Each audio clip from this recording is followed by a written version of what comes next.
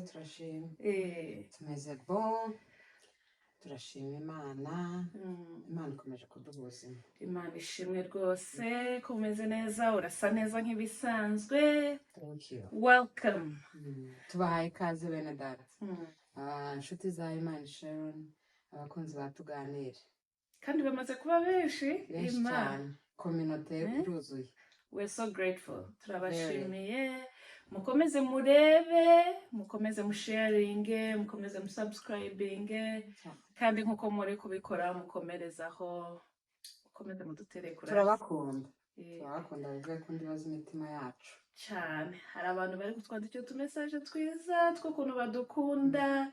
We appreciate you. Natwe cyane turabakunda kandi tubasabira imigisha, urukundo mukomeza kutwereka namwe rwose.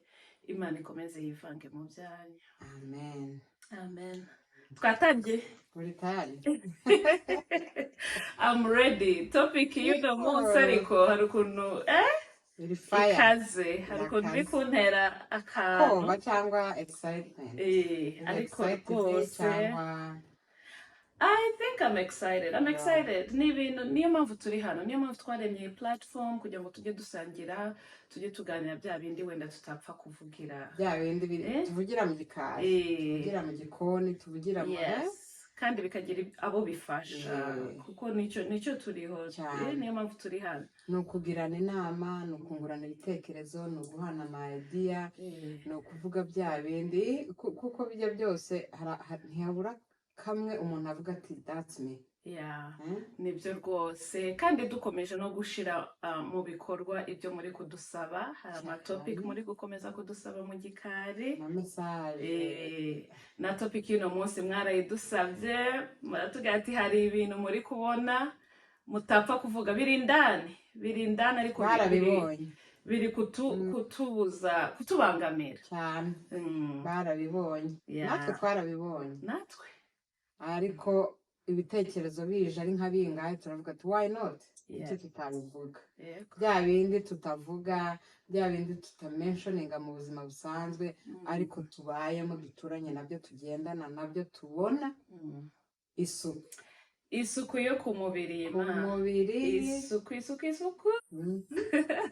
Kandi isuku ntituri kuvuga makeup, kwambara neza, kuko hari abari kwisiga ibyo bya makeup no kwambara neza ariko bagikora inyuma hahandi indani twa tundi tutavuga nyine tukirimo bari kwambarira hejuru yo y'ibintu bitari byiza. biteye ubwoba ariko abantu nicyo tubereho turigishanya Yeah. twigira ku bandi Twigira ku bandi kandi tukavugana bya bindi nyine. Si byiza gusa buri gihe kujya tuvuga ibyiza, hari n'ibindi bibi tugomba kuvuga kugira ngo twikosore, cyane dukomeze twubake cyane community nziza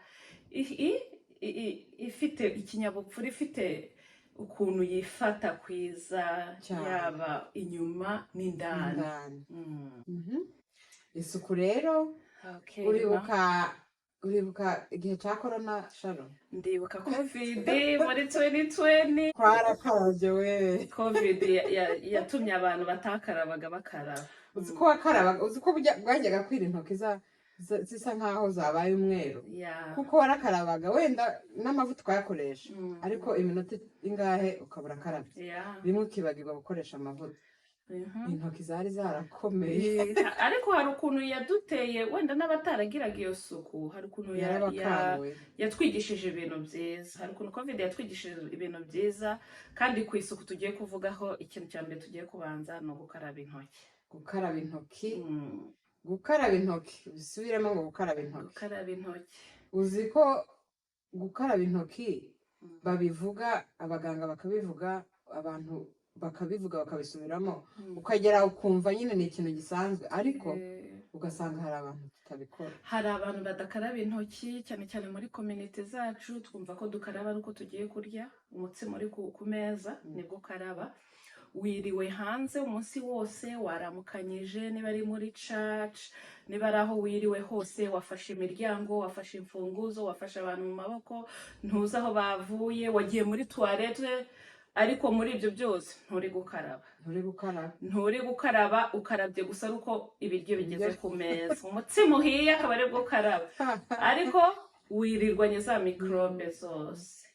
ico ni ikibazo. ariko uzi burya Mm. za mikorobe zose uri gukorekitinga wafunguye imiryango waramukanyije uzi ko uri kuziha abandi uri kuziha abandi uri no nawe ni kuri kuzispreading. kuzibika ni kuri kwikora mu maso ni kuri kwikora ku munwa ni kuri kwikora ahantu hatandukanye ni kuri gufata umwana bafite abana batoya kandi za ntoki zimeze nabi. Nibaze uzi ibintu bari gutanga burya byinshi cyane. Yego ni nayo mpamvu muri covid twakarabaga nuko indwara nyinshi zandurira mu ntoki buriya baravuze ngo mu ntoki no mu kirenge niho mikorobe nyinshi zinyura iyo ziri kwinjira ese buriya mu kirenge ziba zanduye ko tuba twambaye amasogisi n'inkweto. niyo mpamvu bavuga ngo kugendana ibirenge nyine hari ukuntu bituma urwara indwara nyinshi upfa gukandagira ahantu hose n'ibirenge. So intoki niho indwara nyinshi zandurira n'ibirenge. So niyo mpamvu tuba dukwiriye gukaraba intoki every single time. Dukarabe kandi apana gukaraba. Nabonye muri igihe cya corona basohoraga amavideo bari kutwigisha gukaraba ukuntu ugira isabune ukuntu ikintu cyose ntuvuge ngo wenda nasohotse nkarabye n'ingaruka ntabona namukije. Hari n'umuntu ubaza agahita akubwira ati nari mu rusengero nta bantu naramukinyije ariko ya ntebe wakozeho wa muryango wakozeho hari ikintu wahakuye kitagaragarira amaso y'umubiri ariko kirahari byanga byakunda wagikuyeho. Hari ukuntu ukorora mikororera ku ntoki byose bikajya mu kiganza. Ikindi nabonye n'abantu bacu aka kantu si keza kukavuga ariko niko bimeze bakoresha tuwarete ntibakarabe intoki akumva ko agahita asohoka muri tuwarete akagenda. Mana yanjye akumva hari n'umuntu nigeze kubaza nise ntubwongo bwo kuvuye muri tuwarete ntiwakaraba narabutinyutse ndamuzi kandi yari umuntu mukuru nduta niko mbonye udakarabye kandi uvuye muri tuwarete uzi ukuntu yansubije ngo none se hari namba tumvuye gukora ngo ndasobye gusa ndamureba numva ndamugaye nyine ndamwigisha ndamubwira wenda no kubera ko abatazi akamaro ko gukaraba ndavuga ati no kuba gusa winjiye muri iyo toilette byonyine byakagombye kukubwira ngo karaba usotse wash your hands karaba intoki before. Hari n'ukuntu abana ba hano babigisha gukaraba intoki cyane mu mashuri ndabikunda n'ahantu hose iyo ugiye mu matoilette ya restaurant hehe hose haba hariho icyapa cyanditse wash hands before you leave. Ntiwibagirwe gukaraba intoki utarasohoka muri iyi toilette. So ni ingenzi cyane gukaraba intoki. Karaba uvuye muri toilette karaba ugiye gutegura amafunguro karaba umaze guhindurira umwana diaper ugasanga muhinduriye diaper arakomeje ubuzima bugakomeza. Bamwe hari abo tubona akagenda ugahindurira umwana nubwo wenda ataba yakoze namba tu ugamuhindurira ukajugunya diaper ugahita ukomeza mu gikoni nkaho nta kintu umaze gukora nta kintu cyabaye kandi ubwo umaze gukora mikorobe nyinshi ariko ukumva ko nta kibazo. Twikosore. Hari akantu nkunda gukora buri uko ninjiye mu nzu first thing njya nkora mbanza guhitira kuri sink gakaraba mvuye mu kazi mvuye aho naba mvuye hose nkinjira mu rugo ni umuco mwiza ndabanza ngakaraba kuko simba nzi ibintu nafuye nabyo kandi ninjiye mu rugo rwanjye ngiye gufata abana ngiye gufata ibintu byo mu nzu. So uwo muco rwose tugende twese twige gukaraba every time ahantu hose igihe cyose dukarabe corona ntiyashize ntago yashize iracyahari. Hari n'ibindi byinshi bitari corona utumikorobe tuba twirukanka hirya no hino. Twibuke rero twikosore dukarabe. Cya kabiri ikindi uyu munsi tubafitiye byinshi. wari wicarana n'umuntu nko mu ikanisa cyangwa mu gikorwa runaka ahantu hahuriye abantu benshi umuntu yakwicara iruhande ugahita uvuga ati yo uyu muntu ntabwo yisize deodora body odor ugahita uyimenya body odor umubiri uratranspira hari imyuka ibiva mu mubiri wacu kandi hari n'aboga pe hari n'aboga ugasanga yoze ariko ari umwuka icyuka kimurimo kitari cyiza kidashira ariko deodora irafasha tujye twisiga deodora, tujye twisiga deodorant. Hari abanga ngo deodora ngo itera kanseri, nabitubwiye umunsi umwe ngo njyewe deodora rwose ngo barambwiye ngo itera kanseri. kandi koko hari ibintu bivugwa ko ishobora kuba itera kanseri, ariko uziko hariho n'amadeodora ya organique bakandika ngo ni organic. Niba utizeye ya deodora isanzwe, koresha iri organique, ariko ugira ikintu ni nka barrier, ni nk'igikuta gituma umwuka ukuvamo udasohoka ngo ujye mu bantu. So iyo wisize deodora ituma nyine wa mwuka niyo wasohoka ariko ntago usohokana cyangwa ngo ukira abantu. Deodora rero zirafasha. N'umunuko si umuhumuro. Nako ni umunuko. Iyo tugeze umuhumuro bituma abantu batabifata serious. N'umunuko. Okay, n'umunuko twagiye. Hanyuma Sharo, noneho tukiri kuri ako ka deodora utari agasimbo, noneho twebwe tugira n'ibintu byo mu macaci yacu. Turasenga, turi abantu bemera Imana. Mu macaci yacu tugira ibintu byo gusirimba, kandi ni byiza guhimbaza Imana, ni byiza pe, turasirimba pe, ariko muri kwa gusirimba turatranspira kuko ntabwo tuba turi ahantu hamwe no kubyina. Noneho mukabira icyuya, noneho imagine nk'abantu 30 bari hariya bari kubira icyo cyuya, bikagenda bigahura mu kirere, wa mwuka ugahinduka uwundi, kuko mu mutisize deodora mwawe kandi igahuraga ari myinshi. Noneho bakiri umuntu yaza akakwegera avuye nk'hariya nukuri pe, niyo twaba turi mu mwuka wera Imana yatumanukiye, hari ukuntu bigukura muri muntu, hari ukuntu muhita mujya oderi igahinduka muri church. Hari n'abantu bari sensitive bagahita batumba kubera iyo myuka mibi, ugasanga umutima ntabwo ugikonekise n'Imana neza kubera ibintu byaje kuvanga. Kandi ni na byiza ko twiyubaha. Bibiliya iratubwira ngo imibiri yacu ni insengero z'umwuka wera, kuki tutafata urwo rusengero neza? Tukayifata neza, tukayisha Imana icyubahiro. No muri kwa kubyina tukabyina, ariko niyo twakwicara ntitugire uwo tubangamira twicaranye nawe. So twisige deodora. Amadeodora aratandukanye, hari amadeodora akaze kuri wa muntu wiyizi ko biri icyuya. Burya no kubira icyuya ntabwo tubira icyuya kingana. Ndibuka ndi umwana, ntabwo najyaga, uzi ko najyaga nibutsa akantu, ntabwo nabiraga icyuya nkabyifuza, nkabona abandi bana turi gukina babizi icyuya, njyewe wapi bikara. Umunsi umwe ndagenda nihambira ibintu mu mutwe, igishuka naragiye fata ishuka, niruka nambaye cya gishuka kugira ngo ndebe ko mbira icyuya. So imibiri ukuntu ibira icyuya biratandukanye. Hari umuntu utabira icyuya, ariko hari n'ubira icyuya cyinshi cyane. Rero n'amadeodora niko atandukanye, afite levels. Hari deodora yanditseho ngo 8-hour sports, y'abantu bakina siporo, ku buryo amasaha 8 uri kubira icyuya bikagufasha. Hari izindi zimara amasaha 28. Waba ugiye muri cya gikorane kimara umwanya kubitaho 28 kugira ngo nyine ya masaha yose uri imbere y'Imana fresh rwose, ubu muri na fresh.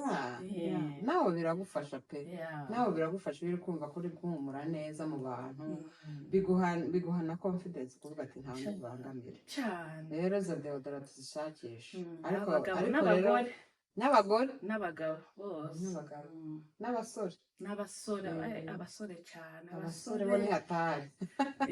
Mutazabura abageni. Pastor, hari abantu wenda bashobora kuba bari gutegera ikiganiro bakavuga ati ngewe nisiga deodora, umwuka ntushire. Buri gihe abantu bakambira ngo ngira ngo nta kwa kundi twabyita iwacu bavugaga ngo nokirikara igikara. hari abadokiteri babafasha kuri icyo kibazo cyane. Habaho na deodora za prescription, kurya twavuze. Hari abafite nyine iyo ndwara, niyo yaba atari ukubera ngo ni ukutisiga, ni ugusimbuka, yaba yicaye gusa, bituruka mu maraso, mu byo turya, mu biki. Burya ibyo turya n'ama genetics atugize, hari impumuro nyine zitandukanye zigenda zisohora. So nk'abo bantu kwa muganga barabivura. Kwa muganga rwose bakwandikira deodora isaba prescription, ukagenda ukayifata ukaba ari ukoresha. Niba ufite icyo kibazo, egera muganga wawe umubwire rwose ni ibintu ni bisanzwe ibintu ni bisanzwe ni normal. nka kwa kundi yakwandikira antibiyotike Eh, aragenda akakwandikira deodora mm, ukayikoresha rwose kandi ibyo byakubangamiraga bigashira cyane. kuko hari resources ziba zihari abantu bataba bazi Mm, akavuga ati nagerageje amadeodora yose aho abaho mm. nagerageje kandi umuntu ufite icyo kibazo na parufe nimufasha wapa ahubwo biba bibi biba bibi kurushaho iyo wakubiseho usizeho parufe hejuru biragenda bikavanga Yeah. kuko ntabwo wa muntu ushobora gushira kubera ibyo Kubera bintu parufe. wisize Mhm. noneho bikavanga bigahinduka ikindi cyuka kibi. Yeah. Mm, ufite icyo kibazo rero consult umuganga wawe azakigufashamo mm, cyane. pasite cyakomeje bakomeje hari isuku abamama duca mu bintu byinshi abamama tujya mu mihango abamama turabyara abamama dufite ibintu byinshi yego. iyo suku nayo irakenewe iyo suku irakenewe cyane. hari ukuntu wicara wahaguruka cyangwa naho uba wicaye gusa hakazamuka umuhumuro utari mwiza. Yeah. umunuko nako twavuze ngo si umuhumuro twaweretse hakazamuka icyuka kibi kinuka nabi kubera kutagiriye private parts zawe isuku. muri izo suku harimo gukoresha tishu buri ugiye muri toilette. hari abantu hari umuntu wigeze kumbwira ndamubaza nanone ariko ibi bibazo nsigaye mbaza abantu biteye ubwoba nise ko tishu mbona zashize aho ngaho nkaba mbona uvuye muri iyo toilette bigenze gute ubwo ubigenje gute ahita ambwira ati ntabwo nakoze ibikomeye. nase ukoresha tishu ariko ukoresheje ibikomeye gusa ukoze ibikomeye gusa ati se hari ikindi numva we ne mu gicuku arasoba agahita acaho. utwo ni twa tundi tuzana impumuro turiyakimira tukaba twinshi tukazana umuhumuro ugasanga uri guhumura inkari. kandi uri umumama mukuru ariko kuko zakomeje kumanuka utihanaguye neza. no kwihanagura hano kwa muganga batwigisha uburyo umuntu agomba kwihanagura ni front to back imbere usubiza inyuma pani inyuma usubiza imbere nabyo ni ngombwa cyane kuko iyo utanahakoreye isuku neza hari ahantu niho uzana ama infection indwara zitandukanye UTI n'izo infection zindi zatewe no kutahakorera isuku ugasanga ibintu bikomeye wavuye gukora urihanaguye ubizanye so ni ngombwa ko wihanagura neza kandi ni ngombwa ko wihanagura buri uko ugiye muri bathroom ihanagure ni itegeko ntabwo ari ikintu ukora rimwe gusa ngo nihanaguye umunsi umwe buri uko ugiye kora isuku bizakurinda indwara za hariya hantu. yego atari uko wakoze ibikomeye nibyoroshe ihanagure neza wikorereho isuku. ababa mu mujyi cyangwa muri ibi bihugu haba n'utu wipes twagenewe hariya honyine utu wipes twiza tudafite impumuro cyangwa tudafite chemicals turi natural ushobora no guflashinga muri toilette wanaflashinga muri toilette baranatwandika ngo ni feminine wipes iyo ugiye kutugura za Walgreen cyangwa ku mafarumasi akaba arizo ukihanagura ukaguma ahantu hari fresh. cyane tukomeze isuku ni isoko y'ubuzima niko abanyarwanda bajya bavuga. burya iyo uri gukorera umubiri wawe isuku uba uri kuwurinda indwara zituruka ku mwanda indwara ziterwa n'ibintu bahuye nabyo umubiri wawe bahuye nabyo ariko iyo utabikoze nyine burya hari ibyo uri kwikururira cyane rwose kandi ukiri n'aho hantu hari noneho n'utuntu ugomba kwambara batwita ngo ni utu liners panty liners cyangwa mu gifaransa ndatwibagiwe urashaka kirazira nari ntuzi mu gifaransa ariko ndibagiwe turaza kukwandikaho hasi ukuntu twita utwo tuntu dutuma kuko n'abadamu tuguma tubira icyuya ukuntu Imana yaturemye tuguma hari ibintu bituvamo noneho niyo wabyaye kandi umaze gukura uko ugenda ukura kandi uko ugenda ugira n'abana benshi hari n'ukuntu buri uko witsemuye hari utuntu tumanuka, buri uko usetse, buri uko usimbutse, noneho babandi baba bari gusirimba hariya nabo Nyakari. bibazaho. Eh, Ariko utwo dupanty liners tukaguproteja. yeah. Tukaguproteja, tugatuma na bya bindi nyine bimanutse bitagiye kuri panty yawe ngo bizane umuhumuro mubi. So natwo ni twiza kutwitwaza, kutwambara, ukajyana na tubiri mu ishakoshi yawe, wakumva wabize icyuya cyane, cyangwa ari ukuntu utameze neza utari fresh, ukajya muri bathroom ukagakuramo, ukihanagura, ukambara kandi. Ukaba fresh, nabo wicaranye nabo ntubanukire, kuko ibi ni bya bintu tutavuga ariko biriho. Ugasanga abantu bari kuguhunga, ugasanga abantu bashaka kwicarana nawe, ugasanga kandi kubera n'ukuntu ibi bintu ari sensitive, nta n'umuntu ushobora kukwegera ngo akubwire ati ufite ikihe kibazo. Ahubwo mu bwoko bwacu cyangwa se muri community zacu ugasanga abantu bari kugasipinga bakavuga ati noneho wumvise kanaka ukuntu yazanuka, ati wumvishije kanaka ati yanyu, bakanabivuga bakanahamagarana bakabivuga. Nta n'uwakwegereye ngo akubwire ati yewe nimba ufite ikibazo hari ibintu byagufasha, hari ukora iki se, ukoresha iki ashobora kuba atanabizi. Nk'utwo liners hari abantu benshi bashobora kuba batatuzi ko tuhaba cyangwa ko dukoreshwa. Izo deodora hari umuntu ushobora kuvuga ati iwacu ga deodora ntazo mu bijamo ntazo twari tuzi, ntazo twari tuzi, ntabwo ari ukwirarira. Ariko igihe tugezemo, igihugu turimo, ndetse no muri Afurika ahantu hose byabaye bisigaye igihe cyagihe cyo ntabwo ari turimo rwose. Rero ufite ikibazo baza ukwegera umuntu, cyangwa n'ubonye afite icyo kibazo mwegera umubaza ati iyo uwo muhumuro ushobora kuba ufite iki kibazo n'iki, nagufasha iki, hari udukoresho twagufasha, ukamuganiriza aho kugenda umuvuga mu bandi bantu, aho kugenda umuvuga. None dufite n'abana b'abakobwa turi kurera, umwana ugatangira kumutoza hakiri kare, atangiye kuba kangavu, imyaka 8, 9, n'umwana uri hasi wijyana muri bathroom ukamwigisha uko yihanagura, uko yihanagura gukwiriye, noneho uko agiye gukura ukamwintroducinga noneho no kuri ibyo bindi, kuri izo panty liners, kuri deodora. No ku ishuri barabibigisha, ariko ye kuzabyumvira ku ishuri wowe utarabimubwiye, nawe ukabimubwira, noneho akaza noneho n'isuku yo mu mihango, cyane cyane ku badamu n'abakobwa. Ni isuku kw'ikazi, bigomba kuba uri umuntu uri sharp, ugomba kubihoraho, kuko biriya bintu bitubaho, tujya mu mihango tukiri abakobwa tukayikomeza turi abagore, ariko iyo umwana wawe w'umukobwa bimubayeho nta kintu azi, nk'umumama niwe ukorwa n'isoni, ukavuga ati mana yanjye ibi bintu byagenze gute ko narinzi ngo nzamuganiriza, too late. Umukobwa yagiye mu mihango ntacyo azi gukora, byamucanze, afite ubwoba, anxiety irazamutse kubera ko umubyeyi we utamuteguje mu muganiriza. Yego, nibyo rwose, kandi wenda utanamuganiriza nawe agakomeza muri wa mwanda, akavugwa, ku mashuri bakajya amashuri baranyuzura. Yego, wagira gutyo ukabona umwana atahanye agahinda, ntagishaka kujya ku ishuri, wamubaza impamvu ugasanga hari ibintu ari gucamo wewe utari aware of, cyangwa se utanamuganirijeho. Abana b'abakobwa abandi akanukira abandi, nawe ntabwo wifuza ko umwana wawe aba umuntu abantu bahunga banuka. Tuganiriza abana, tubereke ibikoresho, tubigishe kubikoresha bakiri bato, kandi natwe nuko natwe tugire nyine ibyo tubaganiriza banabituboneraho cyane. Umwana w'umukobwa w'imyaka 8 yakagombye kuba azi context ni iki, yakagombye kuba azi ko one day umunsi umwe nzajya mu mihango, yakagombye kuba azi ngo umunsi umwe umubiri wanjye uzahinduka, kandi nuhinduka am I ready?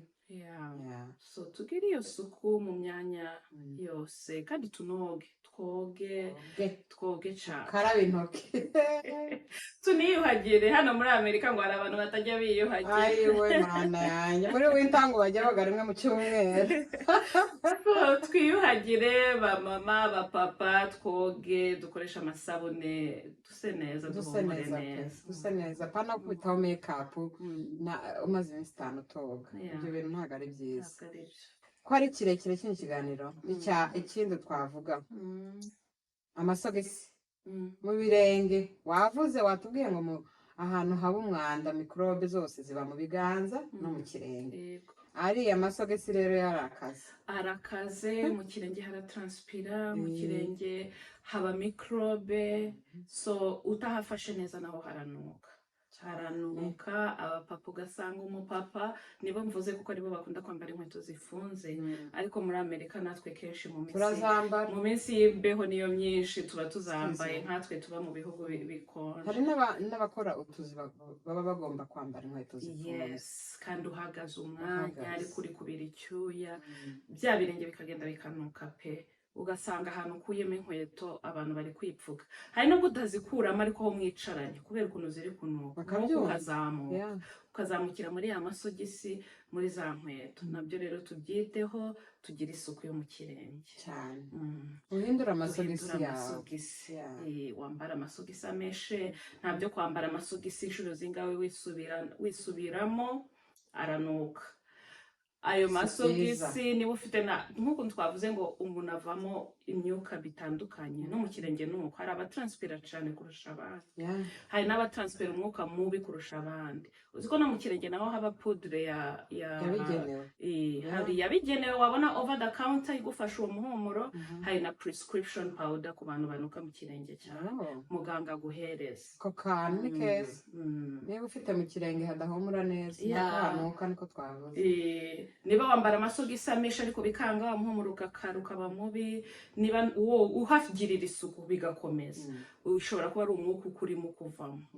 Uwo nguwo kwa muganga baguha prescription ya poudre ukoresha ikagufasha. Amatipe yabaye menshi kandi turi kwiga, namwe twizere ko hari icyo muri bukuremo. Kandi wagira ikibazo wese rwose kubaza bitera kumenya. Kubaza ni byiza. Ushobora kwandika akamesaje ukavuga ati kano kantu mwavuze ntinagakura. Akantu ka nyuma pasite mu kanwa. Ako kantu karakaze mu kanwa. Mu kanwa rwose tuhagirira isuku, tubrose 2 ku munsi niko bisanzwe. Hari n'umuntu wigeze kutubwira muri tuganire ngo tuzamubwire ko tuzaganira ku bintu bya ntuyibuke iyo comment. Ndabyibuka iyo comment icyo kintu yavuze cyo kuganira ku ukuntu twagira ngo niba amarandevu y'amenyo.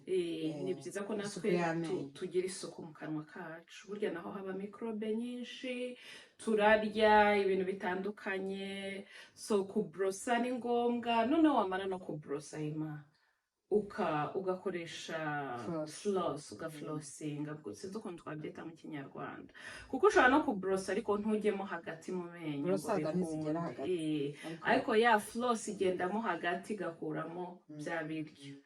Ururimi narwo nturwibagirwe ukarubrosa, cyangwa ugakoresha tongue scraper, hari akuma scraping ururimi, cyangwa se na brosada. Hari brosada nyinshi zigira inyuma h'ururimi.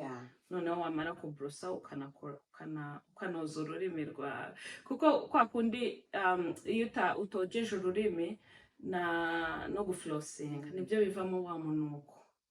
Iyo bimaze umwanya wajya kuvuga umuntu yakongorerwa ahita uvuga ati ye baba bakubita noneho mumaze amasaha n'amasaha mucecetse yajya kukuvugisha ukajya ugira isoni, cyangwa se nawe ubwawe ukahita wiyumva kuri kunuka ukananirwa kuvugisha umuntu kubera ukuntu umeze.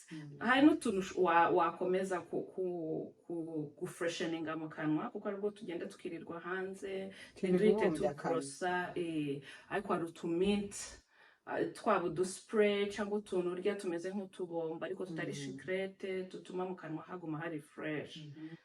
Utwo tuntu turahaba mu masoko, turahaba dutuma mu kanwa hahumura neza. Niba ufite ikibazo cy'umuhumuro mu kanwa naho hari umuti. Ikintu cyose kiba gifite burya igisubizo cyacyo.